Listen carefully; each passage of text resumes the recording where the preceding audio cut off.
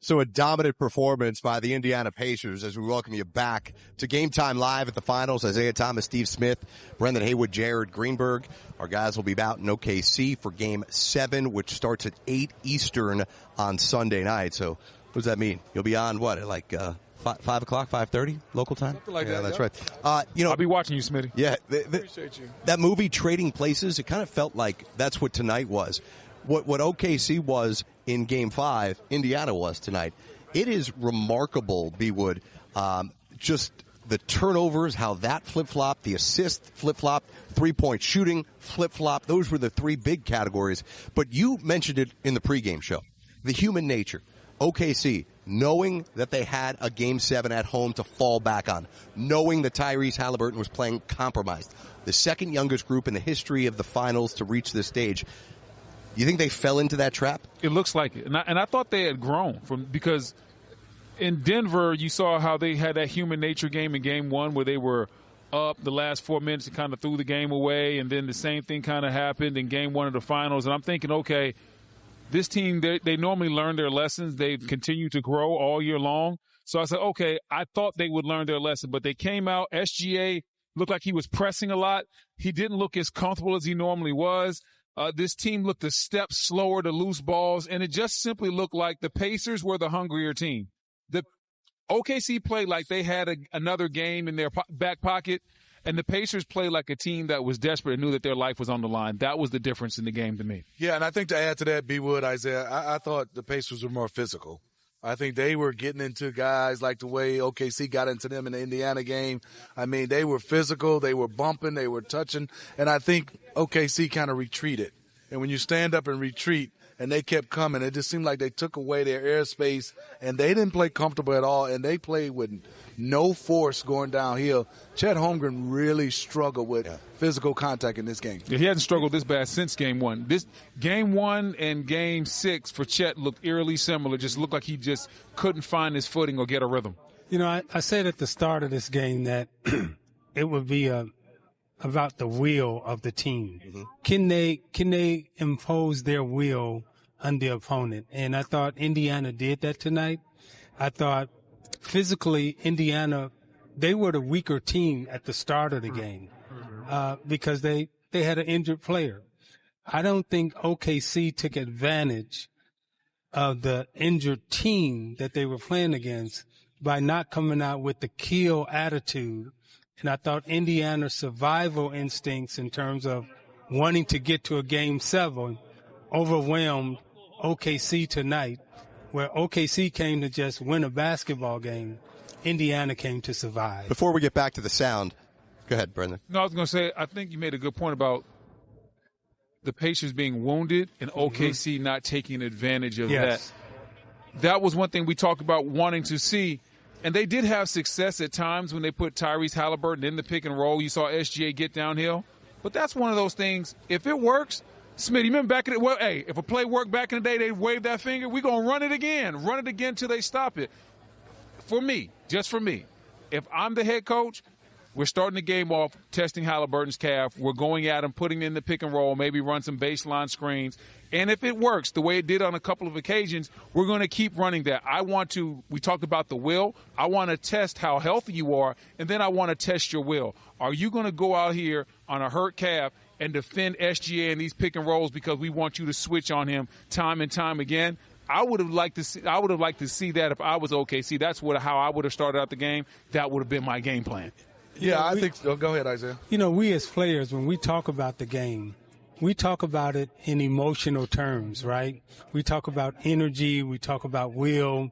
We're talking about wearing the opponent down, you know, and that equates to the numbers on the stat sheet. And I thought tonight, again, with an injured Pacers team, the more you wear against a player, and a player like Halliburton, who would have every excuse to quit, right?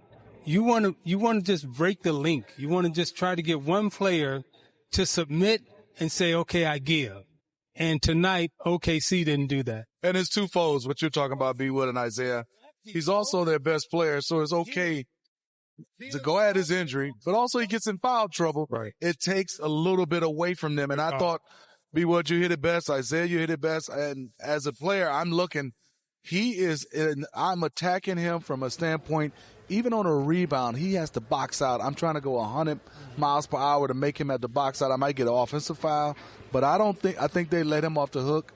And subsequently, next thing you know, the pressure started to build up on OKC, and the confidence started to rise in the Pacers. One thing OKC also, if you look at this game, the Pacers started to double-team Shea a lot in those pick and rolls, and he didn't always make the right play. If you're OKC, you might need to go back to the game plan of what you did in Game 5, where you were running the pick and roll with J-Dub and SGA to get the switch, post SGA up at the free throw line, and make life easier on him. They might need to go back to that. They saved that for the fourth quarter of, I think it was Game 4. They might need to start off Game 7 with that, because whatever you have, there's no need to save it. There's no tomorrow when we talk about Game 7. Start off with your best hand. And the distance of the pick and roll was at the close to half court. Yes. Today was back normal around the three-point line. And strategically, right, most NBA players are used to playing against drop coverage, right, where that big is dropping back. So they had a snake dribble, they had an in and out, they work on all that.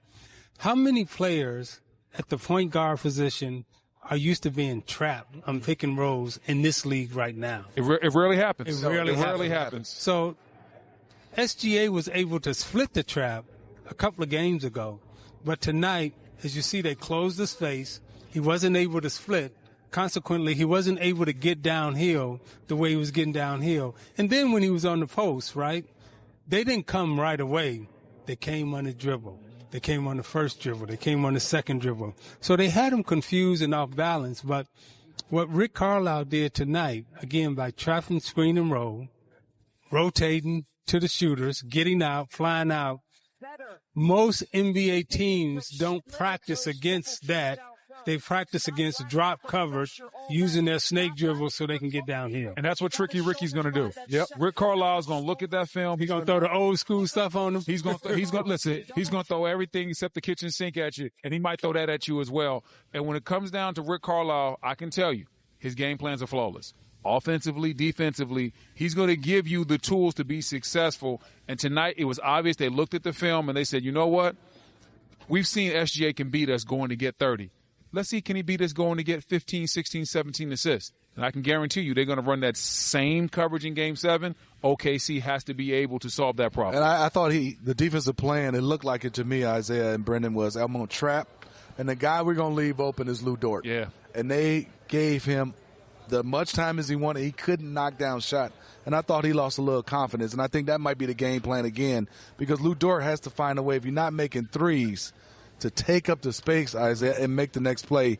He hasn't done that. But Smitty, talking about Lou Dort's game, his game isn't to take up space. It's not. If like the next play isn't Lou Dort's game. His game is you create a wide open shot for me from the corner or the top of the key, and I'll knock down the shot. If he has to put that thing down on the floor, I don't have the percentages right now, but I know the eyeball test says it is not that good and has a very low percentage chance of going in. And you're totally right, but some kind of way, if you ain't going to make shots, I don't want you shooting air balls from three and not in the finals. Some of those were ugly shots, too. He was 1 for 5. Yes. And the thing that you two are talking about in terms of confidence, right? Mm-hmm. And again, these are the terms and the words that we use. How does that wear on the player in the 7-game series now? Because, again, you only need one of the other players on the opposing team to fall off. And right now, I look at what Carlisle and the Pacers did tonight. They kind of shook the confidence of maybe 2 or 3 players that has to bounce back, Game 7. Because if they don't bounce back Game 7, Indiana can come in and win Game 7. So you're going to need great performances from Jay, from Dort. And SGA, he's the most consistent, so he's going to give you what you need. Well, you guys were talking about what Indiana did defensively. It forced SGA into basically the sloppiest game of his career. He had 8 turnovers. He just had 2 assists, 7 of 15 from the field. The mastermind behind that game plan is Rick Carlisle.